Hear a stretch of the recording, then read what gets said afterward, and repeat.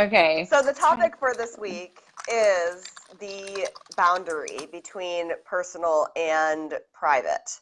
And whereas a personal and private is the same thing, between personal and professional. So as a business owner, as the face of your business, do you have a responsibility to talk about things like current events, politics, religion, all of those taboo topics that are very personal to us as individuals, but also sometimes might require us to talk about because of current climate, because of current events, because of expectations from our audience. So that's what we're going to talk about today. If there is actually an expectation, what your job as a leader is as far as fulfilling that expectation, where you draw the line, and where it may feel a little uncomfortable sometimes. Hey, Leanna, thanks for joining. Hey. Oh, I've been thinking about you so much. It's really good to see you here.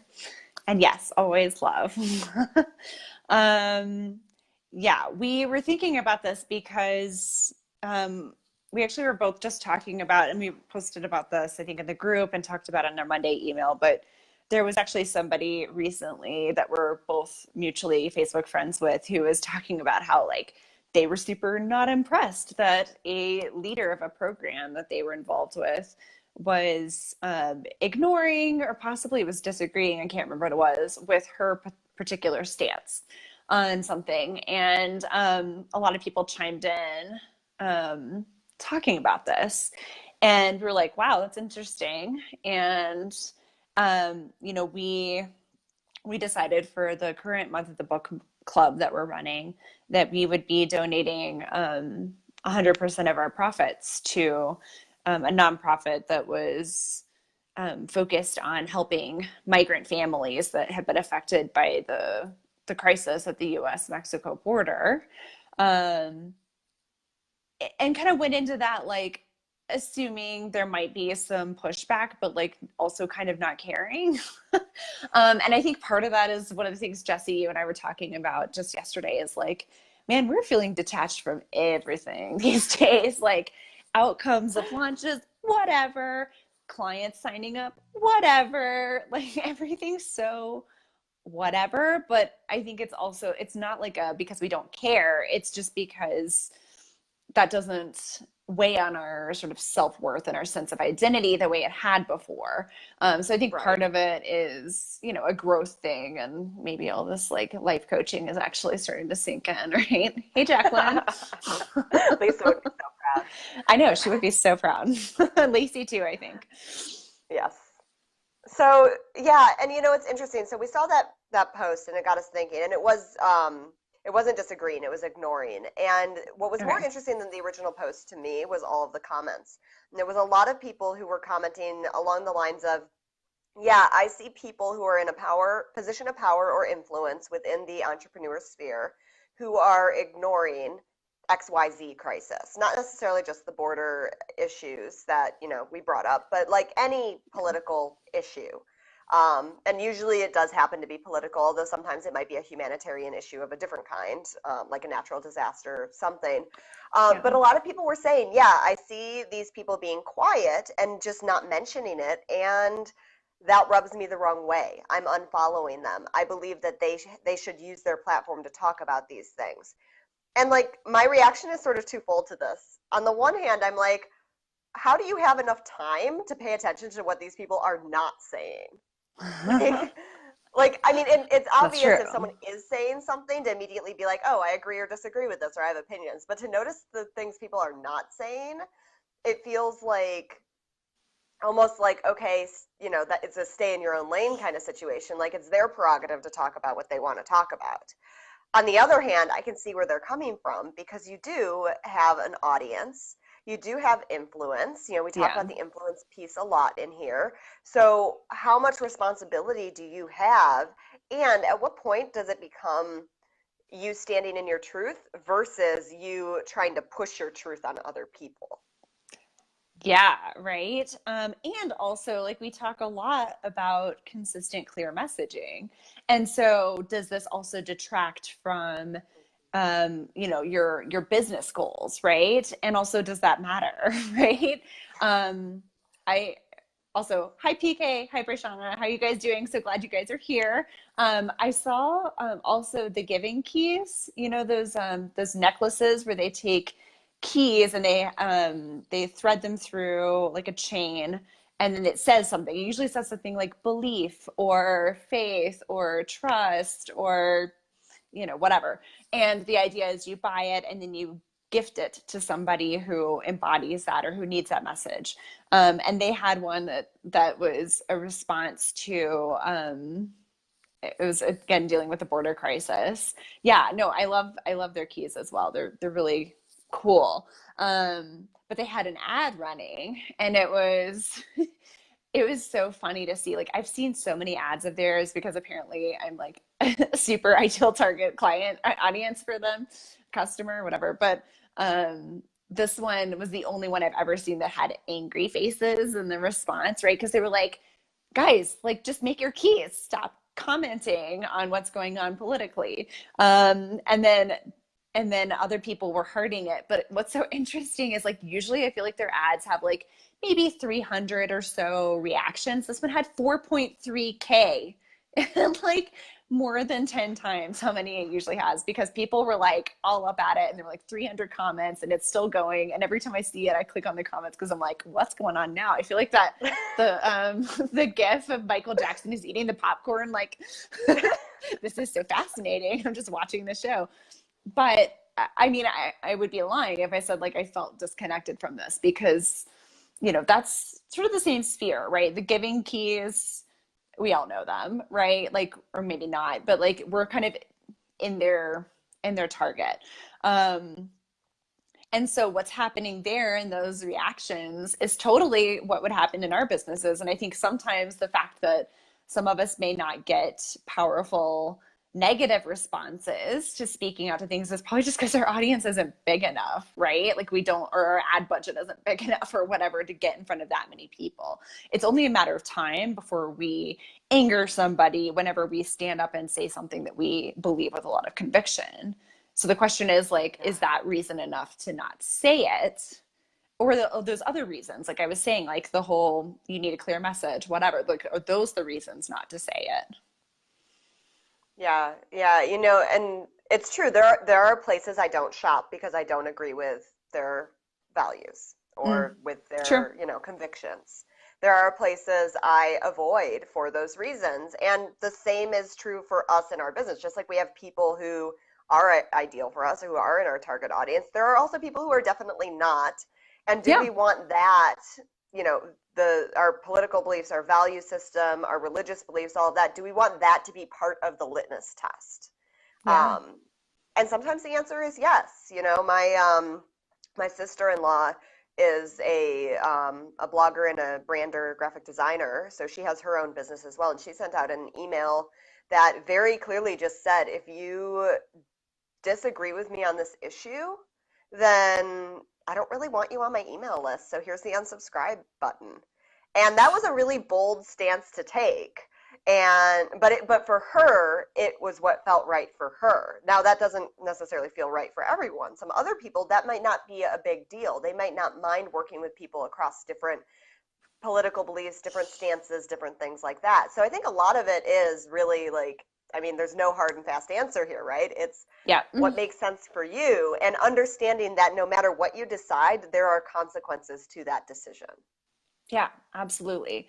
So I think we could spend a lot of time talking about other people's responses to us, but at the end of the day, just to bring up Lisa again, a lot of times that's kind of caretaking. Now, obviously, if we are being mean for the sake of being mean, or being sort of divisive for the sake of it, like, yeah, that's probably going to be the result. And we shouldn't like be like, I'm so surprised, right? But when we say something and we come at it from a place of integrity, and we come at it from a place of thoughtfulness, and sort of deeply held values and mutual respect, we cannot help it if somebody gets mad, right? So I think at the end of the day, it's up to us to decide what feels good to us, like you were saying, Jesse, and what's the way of doing that that feels like it's most in integrity for us. And this is why Yeah. continually checking in with your North Star, your core values, all of that is so important, because if you're not really plugged into what those are, um, how are you going to know when it's time to say something or when it's not time to say something? Yeah. I think it's interesting too. So, when we first posed this topic on Monday, there were a few of you that responded with your opinions, and I'm going to call Rochelle out again. I feel like this is becoming the live stream theme, is talking about Rochelle. Um, Because so, we love you. because we love you. Yeah. So one of the things that Rochelle said, which I think is probably a pretty commonly held belief or even hesitation, is that she didn't necessarily want to start a debate and just like get Mm-hmm. embroiled in this debate about XYZ topic, which is totally legitimate. Debates can be scary. They can put you on the defense. They can make you feel attacked. But what I think is interesting is the assumption that standing in your truth, talking about your values is going to spark a debate. Because in my experience, there are sort of 2 to 3 potential reactions of people. Either they agree with you and don't really say anything or applaud you, they disagree with you and quietly disappear or just don't say anything, or they totally troll you and they're not worth responding to. And like maybe there is an opportunity for debate there. Maybe someone respectfully comes up and is like, I disagree because blah, blah, blah. But you still have the choice of how you're going to engage with that response. So Mm. it only becomes it takes 2 people to debate, right? So it only becomes a debate if you allow it to become a debate. It's so true. There's a retro video game store that Josh and I go to all the time. Josh is my husband. We go to here in Albuquerque all the time. And um the owner is this great guy named John, and he has this really vibrant free Facebook group community for his customers, for people in Albuquerque, for people who like retro games. And most of the time it's just people, posting pictures of their collection or look at my high score or whatever it is, right? But then every now and then things take a turn and they become political and an argument comes up. And I'm like continually so freaking impressed by how he um handles those arguments. And really it's what you just said. He doesn't engage, but he still can allow himself to stand in his truth and to speak his mind. So he really balances Mm-hmm. really well, like this respectful, like, hey, dude, like, I hear you. Like, I hear that you're so frustrated around this, and like kind of doing that reflecting back thing and saying, like, I don't necessarily agree because of this, but like, I totally respect that. And I hear you. And like, thank you so much for believing in this as a safe space to be able to come forward with your views, right? And he just like shuts it down in terms of any kind of fighting or argument that could be happening there. That you're right, it Yeah. takes a two-way street to have a debate. Um, and both people are continually in control of how far that debate goes. If it goes off the deep end, that's because both parties allowed it to happen. Yeah. Yeah, and how respectful that debate stays if you choose to engage in it. Because, I mean, Mm-hmm. I used to teach debate. That was like essentially part of the class I used to teach. And one of the things that we would continuously bring up is the fact that you are not trying to win. You are trying to further the mutual understanding that you guys have of each other's differences. Yeah. And yeah, there may be someone who kind of comes out on top, but that actually doesn't mark the end of the debate because a lot of these issues are so deep and have so many implications that there really isn't a right or wrong answer. It's just about uncovering the different possibilities. And the stories, right? Like, Mm-hmm. I personally believe there is a right or wrong answer when it comes to like racism, right? Like one side Right. is right, but there are also stories that lead to people acting in ways that are super hurtful for other people. So if we can sort of like hear that and understand that and then say, and granted, I like also totally understand I'm saying this as like a privileged white girl, right? But like I feel like I'm in a position to like talk to another white person and say, okay, like I hear that's your story and your background, and that does sound super hurtful or super frustrating or whatever. Like, also consider this, right? Um, and to do that out of love. And I think all of us have different abilities to do that. Like there's so Hmm. much context, right? And all of us have to be super aware of the context around these conversations. That's part of, I think, what Yeah. makes it so tricky, especially in like, public Facebook posts where like literally anybody who's a Facebook member, whatever the word is, has a Facebook account can see this. Um, but like, I guess that's the question is like, where do we feel our responsibility lies? And there is no one answer.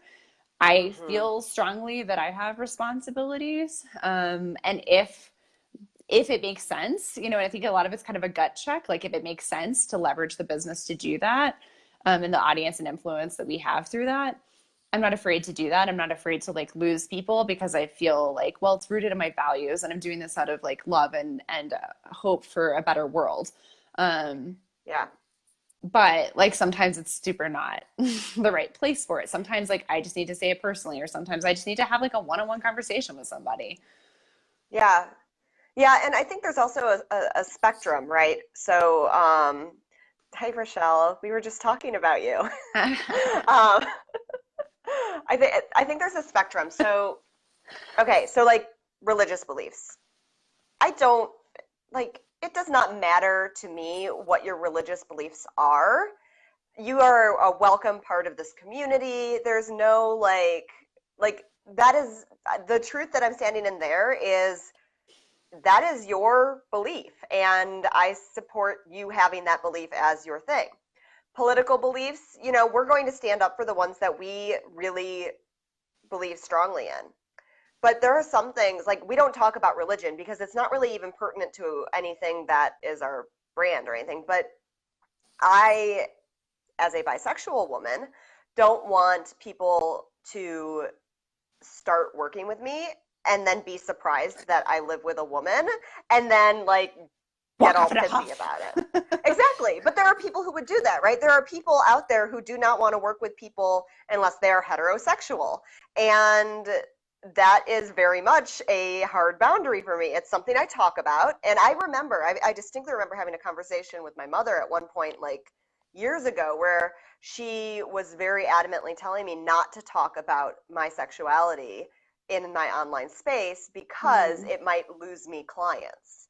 And my response to her was, I don't want those clients. And they don't want Like, me, right? Like, and they don't want me. So why would I pretend to be something I'm not? So I do think when it hits very close to home, when it's very personal, then it's easier to stand into that truth. And the further away, and this is again like I think it's a byproduct of being privileged. A lot of these issues feel further away, so it feels harder to talk about them sometimes. mm, And that almost gives us more responsibility to talk mm. about them and to stay kind of aware of what's going on. I can talk about my sexuality all day and like why it's important to stand up for LGBT rights. But when you start talking about other issues that I can't personally relate to as strongly, I have to start listening to other people and relying on them. Well, and I think at the end of the day, like we all probably could really stand to listen. Yeah. We're probably, even as a bi woman, you're not the end all be all authority on all things LGBT either, right? So, like, even Definitely in something not. that is near and dear to you, to us, like to me as a dear friend, like that's an issue that we care about, but we also still know that like there is more education to happen there, right? And there's always more perspectives and stories to bring to the table. Um, so I do think this is going back to those bullet points, like what happens when you do and don't talk about your personal views, beliefs, your life, et cetera, in your business content. One of the things that can happen if you don't talk about it is, like you were saying, there may be some people in your audience who almost feel duped if they discover something that is, Yeah. not aligned with their values or not aligned with what they thought you were. Um, and so I think, again, there's no reason we can't sort of curate some content or whatever, but there's also no reason we can't be ourselves. And this is something Yeah. that you and I have been preaching from day one with like the copywriting character quiz and like find your voice. You don't have to be like a corporate automaton. Like you, you can be a human. and all the crazy stuff that comes with being a human. And yes, it's probably going to rub people the wrong way. And yes, like your style of communication is not going to be great for somebody, but then there's also somebody that you're going to be a breath of fresh air for, and you're going to be somebody that they connect with. So this really goes back to like that thing that we've been saying for years now, right? I also really Yeah, love we your should. comment here, Rochelle, too. Sorry, did you have something to say before I change the subject? Mm-mm. No, go ahead. Okay. She says, I like what Tanya suggested, making sure there's a call to action, right? So when we do come out and say these things, because I do feel inspired when other people respond to a recent event, and more so if they have an action you can take to show support for the cause. Totally, right? So Yeah. then it's not just like, I'm screaming into the void. It's like, I'm screaming into the void. And if you're also screaming into the void, you don't have to scream into the void anymore. You can actually donate here. You can call your senator. You can list, right? Yeah. Yeah. And also, I think to add to that, like sometimes we have to give ourselves a call to action, like Mm. personally, as the person who's putting this out there, of why am I putting this out there? What is it? How is it serving me and my business? Does it make sense for me? And if I fuck up, am I willing to apologize and say that? So we all have had issues where we have unintentionally said something that was offensive or something like that. I mean, privileged white girl here as well. I can guarantee you I have unintentionally said something that is racist at some point in my life. And if someone calls me out on that, am I willing to be like, that was wrong? Thank you for helping me understand. And how do we move forward from here? And how do I move forward as now a more, enlightened individual than I was prior to being called out? So like I feel like we need to have this conversation and not have our beliefs and the things that we say be a pedestal, but be part of a conversation. I really like that distinction, right? Like, I think from the beginning, I remember when we were first talking about thought leadership, I remember Evelyn came in, Evelyn Traxler, and she was like, oh, yeah, I always thought of a thought leader as like somebody who stood on a pedestal and said pedestal-y things. And I really think like the pedestal, we are like continually just like toppling that baby, right? Like, it's not about having a pedestal or like elevating ourselves above other people. It's just, can we all rise together? And the way to do that is to have a conversation and to treat each other as equals. Like, this is one of the reasons, like, okay, yeah, we're leading the space and that we're admins of it and that we like have created Right. this space, but like we don't consider ourselves above or ahead of any of you. Like, we consider all of you to be peers. This is like why we try to get together once a month for a Zoom call to like all talk together, so we're not just like yapping at you for an hour, right? Because Mm-hmm. that's really important. And I think that's a really like key piece of leadership that a lot of people miss, right? When they think about a leader as like a title. Um, oh, so many good comments coming in here. Speaking up allows our audience to see we're not like all the other X types. Like for me, I Mm-hmm. identify as Catholic, but I'm also very rebellious / bad one that many Catholics do not approve of. I think you're right though, right, Rochelle? There's a spectrum to even what we identify as. Nothing is black and white as far as like I am a Catholic and therefore I am like all other Catholics. Like there's no such thing as the one archetype of a Catholic that everyone else just falls into line and is. You are Right. a specific type of Catholic that follows your own version of being Catholic. Also, hi, Jason. It's okay, and I apologize. I'm rooting for Croatia. But good luck to England. Ooh. I'm Sorry. not gonna land on the side here, but I hope you guys have fun. Yes, just a small matter. No big deal. Only the entire world is watching. Have fun. Um, See, that's my stance. I'm standing in my truth. there you go. I absolutely don't have a team here, but I'm excited that you're excited, both of you. So enjoy that. I'm actually impressed that you're like on Facebook at all right now, Jason. It's incredible. Yeah, so if you enjoy your personal mode. And I think this actually shows too the other lighter side of things, right? It doesn't have to be like, I hate this politician. Like, that doesn't have to be what we're talking about here. It can be like, I'm so excited because my country is competing in the World Cup. Like, big deal, right? Like, we can share these personal things too. So this gets us to our second point, which is the 80-20 rule and asking whether it's actually still viable. So the 80-20 rule, I don't know if this is actually even a rule, if we just made it up, but No, it's a thing. It's okay, like it's a a thing thing. for all things. Okay, so the 80-20 rule in terms of your content as like a solopreneur or a personal brand is 80% is like on topic. So if you've done like pillar work with us before and you kind of like know what you want to be known for and you know those pillar topics that all of your content is under, cool. It's not actually all of your content, it's 80% of your content, and the other 20% is allowing you to be a human, right? With your views and your values and the things you get excited about and World Cup and whatever, right? Um, so these are like not percentages to like measure out your content in. It never has been. It's very much just kind of like a allow yourself the breathing room is really the gist of it. Yeah. But the question that we wanted to pose here is like, does it actually still apply today? Because the online space is changing so quickly. Messaging for online entrepreneurs and leaders is changing so much. Is this still applicable?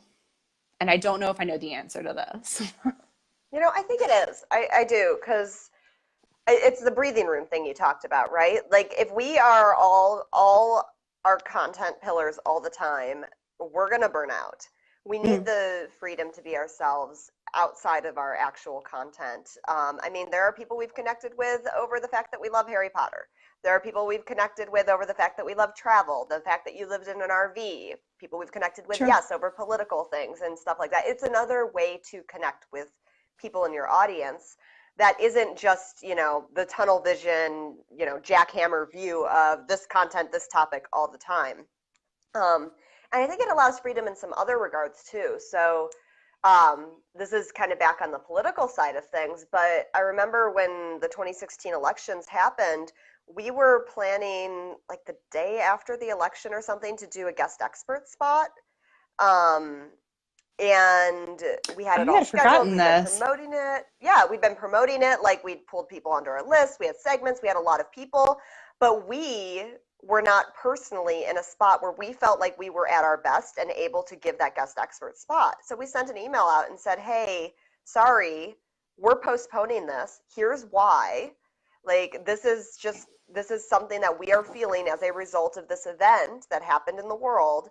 And so we're still going to give you this guest expert session and this training, but we're not going to do it today because it just doesn't feel right to us." Mm, And if we hadn't been able to say, like, articulate why we were postponing that, then people would have just thought we were flakes or been confused or something mm. like that. Yeah, it's true. So I think a couple of things. Like it, one of the things I really love about Lacey Sites and Sarah Wiles' Happy Thought Show is that those ladies are on a mission to normalize the feels, the failures, the journey, right? The bumps in the road. Um, and so I think too, like us saying that did allow other people, if they were feeling something too, to feel like that was okay and normal. And it's like okay to take a day to chill. Also, if nothing else, just because like it takes freaking all night for the election results to come in. So if someone's watching it, you're not going to get a lot of sleep, just practically speaking, regardless of whether you're thrilled or you're devastated or somewhere in the middle, right? Um, so I think that's part of like why we did it was a normalization thing, but also, yeah, it was just kind of a hey, we're humans and this is how we feel about this thing. And like, we feel it strongly enough that we just feel led to talk about it, not in an accusatory way. We're not like angry at anybody else. Like, it's fine. Um, we're just processing and we're giving ourselves space to do that. It was a self care move, right? Um, Mm-hmm.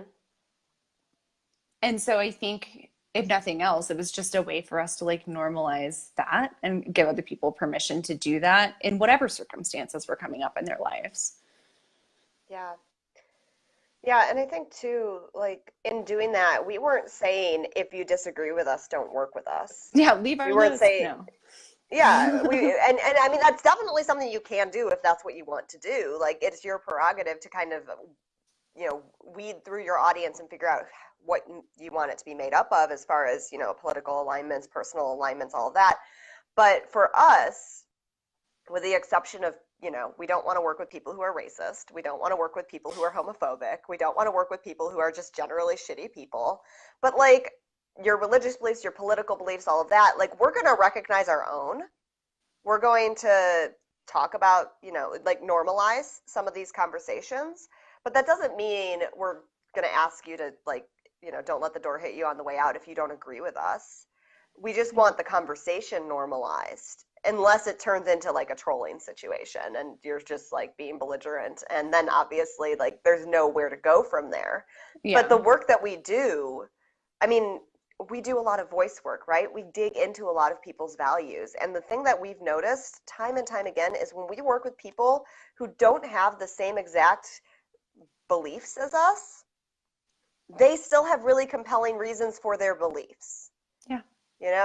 As long as it's the stories, right? They have their own path that they've walked that has led them to where they are.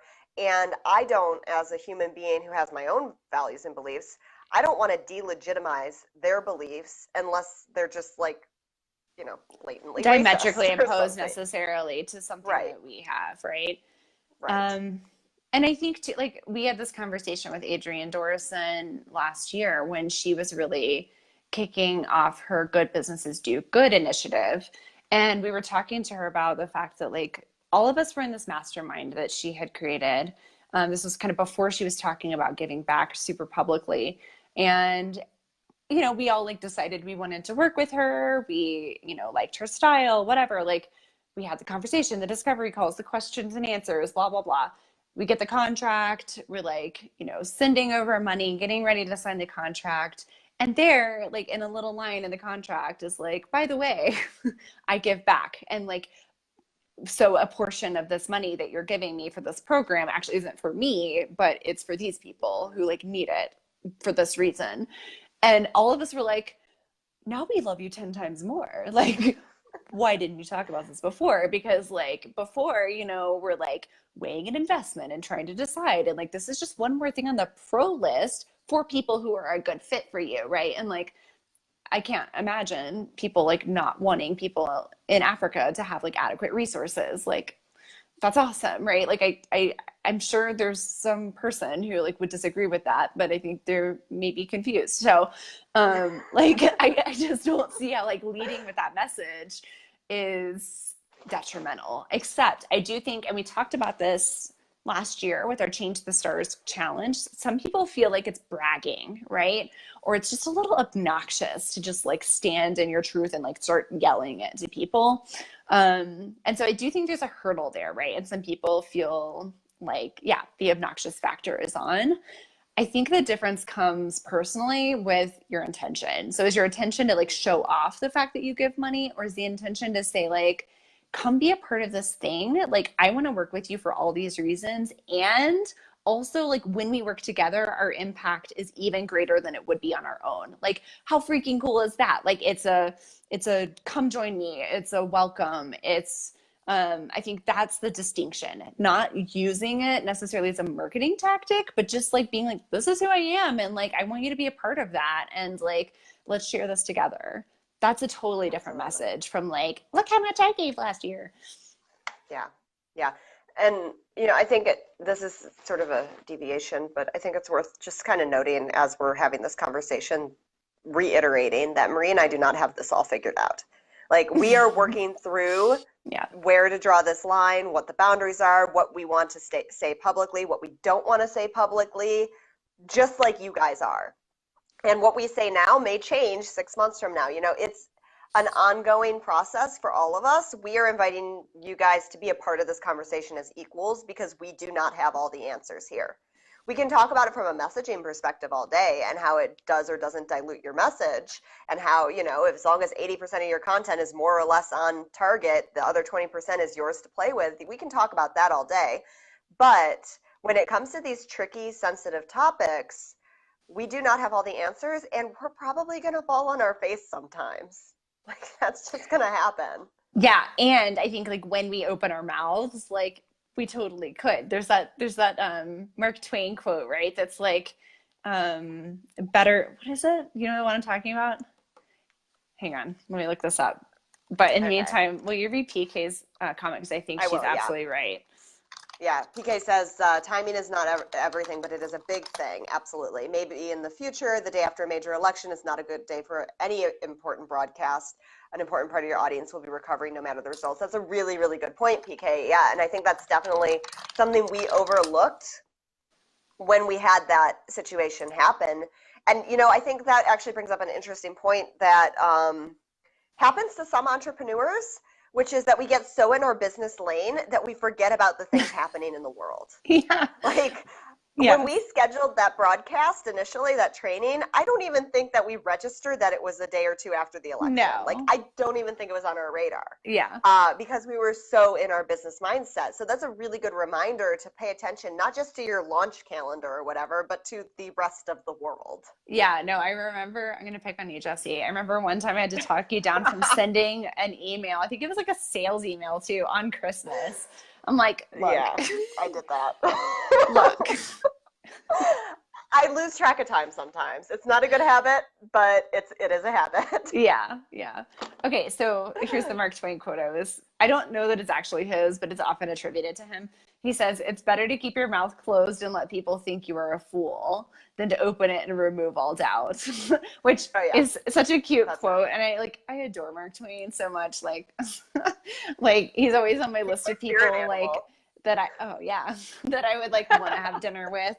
Um, given that he would be alive during the dinner, not now, but but I don't know if I necessarily, I don't know. This is like the con, the pro, the con, right? Of like opening your mouth. Like sometimes I think he's right. Sometimes I don't know if I agree, right? And like he certainly was outspoken about a lot of things. Absolutely. He spoke his mind about politics. He spoke his mind about, the state of the world and his worldview. And like, so, you know, it's like a funny thing to say. And sometimes I think it's probably lends itself to the truth, but I also think that sometimes like we just have to use our best judgment and like go with our gut. So I think you're right, Jesse, and to say and to like really call out the fact that like we are not the end all be all. We don't have the answers to this. And like anybody who sees this on the replay, if you have like beautiful insights or like anything we're not thinking about, like please say the thing because like Yeah. you guys are in it with us, right? We're all in this together, and you guys may have some insights on this and probably do have insights on this that like we haven't even thought of before. Um, Yeah. but I also just like don't, I guess if I have a message for you guys today, it's just like don't feel like if you say anything about yourself as a human being, it's going to ruin all of your progress as a business owner. It may not. It probably won't. Yeah. And just be open. Be open to potentially making mistakes, be open to owning up to those mistakes, be open to Yeah. growing, be open to the opportunity to speak your truth when it makes sense for you and not just because you're jumping on the bandwagon of everyone else doing it and some random person on Facebook is like, I see you people being quiet, and then you're And like, you're oh like, well, I better speak up. yeah. Right. Yeah, like it has to come from within. It has to be your personal drive to talk about this and to be a part of this conversation and to be open to it. And I think that's the key. There's another quote. It's from a senator. I can't remember which senator from like, I don't know, maybe the 90s or something. It's you are entitled to your opinions. You are not entitled to your facts. And so I think that's an important thing too, is just, making sure that you do a little due diligence Good point. and aren't just talking about your opinions without having any factual basis. Like I could start posting about how the sky is green. People are not going to agree with me, but that is my opinion. That is never going to be a fact. So I think, not that you have to be an expert in all things, but just doing a little due diligence too is also helpful. Yeah, I mean, I do think this is problematic right now because I feel like there are different fact sets, and Totally, yeah. depending on someone's worldview, doesn't mean that all of them are correct, but right, like there's a different reality that certain people are experiencing than other people are experiencing. Mhm. It's tricky, right? But I do think the main thing is what you said, Jesse, earlier, is like be willing to own up to where you fall short. There was a huge discussion about this recently in the nonprofit entrepreneur space, right? And a prominent figure did not do that. And I think that was what hurt her more than saying the hurtful thing in the first place, right? Is like not owning up immediately and like doing some of that self introspection and like realizing, hey, like maybe I am fallible. Like I don't know what happens behind the scenes in her business or in her brain or in her heart. Not accusing her of anything. But just saying like there's a lesson in that for all of us to say like, hey, you know, like I open my mouth and I know that like sometimes that hurt that I create could be unintended, but it doesn't mean that it didn't happen, and it doesn't mean that I shouldn't apologize for it. Yeah, absolutely. Yeah, and just be open to growth and change. And I think people respect you more in the long run for that. Mm. Like it's way more, at least for me personally, I'm way more likely to respect someone who admits that they may have had a misstep than someone who continues to barrel ahead with said misstep and Yeah. just like, put Out the of blinders pride, on and be right? like, yeah, it is. It's totally a pride thing. And, Mm-hmm. some people probably are more self-aware of it than others. And that's its own whole thing. But, I have a lot of respect for people who are able to admit when they're wrong because I know how hard that is because I have a pride thing. So Yeah. I think it takes practice, right? But it also takes going into the situation initially, knowing that that might be a conversation that happens. Totally. I do feel like we're actually preaching to the choir here. I know I can see, I think PK, you're watching still. You're a writer, right? And so like everything we do is like putting our heart and soul out there in terms of our craft. Mm. Um and so I think too, like those of us who are in these creative fields, we really I think are really familiar with knowing that things are going to rub people the wrong way. And so I think a lot of us sometimes, are very like prepped for that. But I think also sometimes it could be extremely hurtful, right? Because it's like, okay, wow, I've really like bared my soul and this is really falling flat, or this is really not resonating with people, whatever. And it's really easy, I think, to allow our own self-worth to be tied to our work. And so I just want to like put this out there too for everybody that like when you say something that's really on your heart and when you create a message that maybe isn't necessarily aligned with your business but is aligned with your values and you do get some negative feedback around it, it doesn't mean you're a bad person. It doesn't mean you made a mistake necessarily. Um, it just means that like maybe you're attaching your self-worth or your value to other people's responses to you, right? So it's just another thing to kind of like throw out there, another tidbit, because like been there, still there sometimes. It's something I'm working through. Yeah. I think Hey, too, Tanya. the other piece, hey Tanya, actually this is a good thing to bring up with you around because I bet you can relate to this. The other thing that sort of is coming up for me is how important context is. Mm, Um, mm, like the best analogy I can think of, this is why it made me think of you, Tanya, is cultural context. So because we do something one way, being someone who grew up American, I do things a certain way. If you took me and plunked me down in Spain or in Croatia or in Thailand or in, any other country, those same things that I do could be interpreted in a very different way. And so I think we also have a responsibility to sort of understand the context. And obviously, we are communicating mostly in a digital medium. So we have a potentially huge reach. So this is where it's really mm. important to understand your audience and understand the context and the lens through which they might be viewing your words. Because whatever lens you're viewing it through is probably not the same lens it's being received through. So it goes back to building a bridge between yourself and your audience, even when you're not talking about the business stuff. Yeah. Can you hear my dog barking in her sleep? A She, little, well, she yeah. was. It's a She dog was. house. Yipping. That's what that sound is. Sounds like I have like the world's fastest hiccups. But yeah, I think you're absolutely right. And I do think it's a little impossible to like understand everybody's Totally. context that Yeah. they're receiving, right? But I do think you're right in that like we can absolutely understand the context of what we're saying and the context of our own life and how that may be different from other people's experiences. And So invite other people to share their context. Like, I yes. don't know what someone else who has a completely different life experience will think about this potential issue. So let me know so that I Mm-hmm. know.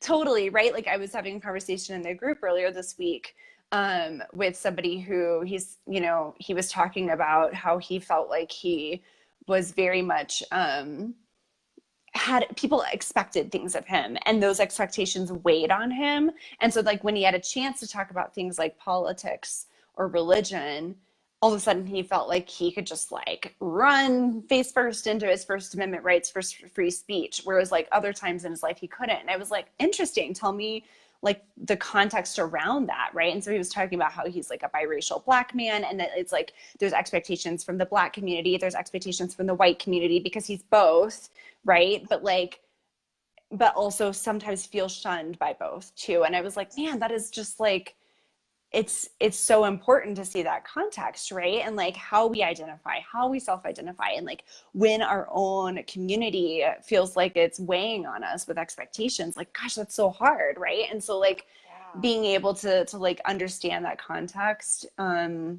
is everything for these conversations. And we're all different, we all bring together like really amazing experiences, and so yeah, it is impossible to know someone else's, but like you said, to invite them to share it, that's an opportunity that they can choose to take or not. But when we invite it and we are willing to listen, like really deeply listen, like Hmm. that's where the real conversations can happen. Yeah, it makes me think. So last week, my girlfriend Tara was in Arizona doing a research study on owls. She was in Tucson, and it was a sponsored trip from an organization called Earthwatch. So she was with a bunch of other science teachers, and pretty much all of the science teachers across the board were pretty similar value-wise and political alignment-wise. They were all pretty liberal, progressive, mostly from like big cities. And then there was this one dude there who was not only the only guy, but he was also he was a hunter from Alabama or Tennessee or somewhere in the South, Like I don't who even was know. somewhere in the South, who was also very, very religious, but also a science teacher. And so Tara, being who Tara is, immediately made friends with him. And they were having this really long conversation at one point, and this guy asked her, he was like, the first question he asked her was, "Did you think I was stupid when you first met Oh, me because of my accent?" Because he had a very oh, thick Southern accent. And she was like, "No, I just thought you had a cool accent." But he's very aware of that hmm. stereotype. And then the other question that, or conversation that they had, wasn't really a question, was like, okay, well, you have these very strong religious beliefs, but you're also a science teacher. So what do you do in the classroom? And so he was like, well, yeah, I teach all of the like evolution and stuff like that, but I have my own beliefs. And so like I know how to compartmentalize them for Interesting. work and whatnot. But he added to that in coming to this thing, he immediately expected to be ostracized because he Mm. was a science teacher with religious beliefs. Wow. And that Tara found very fascinating because she was like, "You're still a science teacher," but he'd had that experience in the past. And so, Mm. it's there are a lot of different contexts. Sometimes it's our community as far as our race or our, sexual orientation. Sometimes it's something as simple as our career Yeah, and how that balances with our belief system or our political system. totally. And I think I when I was with my family recently. This is my in-laws and everybody. Um, and I was having a really bad day. Like as I mentioned on my personal page, I don't know if I've talked about it here, but like just recently, like this year, I was diagnosed with depression, and I've been working with counselor and getting support, and like it's been like really powerful to like be able to name this thing. But at this point, this was like around the end of last year. That hadn't happened yet. I didn't have a name for it. I felt powerless, and I was having a really bad day. And I remember like just sobbing in the car with Josh. I was like, I don't want to go back in. I don't want them to see me like this. And so he was like, well, let's just drive into town. And like we went and got like a snack, and like he was so sweet. And we get back home after a while, and at that point I've like fully recovered, and I like, you know, eyes are dry, makeup reapplied, putting the mask on, right? And what was so interesting is my mother-in-law said something along the lines of, and this had to do with like another conversation, but she just said like, you never know what's going on for somebody. You never know what's going on inside somebody. And I was like, oh my gosh. I'm like, I was like, did you see me out there sobbing in the car? But like, she didn't, right? She just, it was just like kind of what I needed to hear, right? Like, I don't have to necessarily be wearing this mask. Like, people can have compassion for me regardless of like what I'm showing on the outside. And so I think that's our charge, right? It's like to never assume what's going on for the inside for somebody. Just because somebody has a 7-figure business does not mean they're like everything's together, right? Like we just Mm-hmm. had these two very like prominent suicides in the celebrity community from people who like on the outside seem to have like everything together, happy people, like supportive families, etc., right? But like we don't know. And so like just to like speak to people with compassion is like such a gift that we can give the world at large. That's true. And I think that's probably a good point to end this conversation on because I don't think there's really any greater takeaway from where to draw the line in your life and your business than to do so with compassion for other people and for yourself. It's an internal Exactly. choice.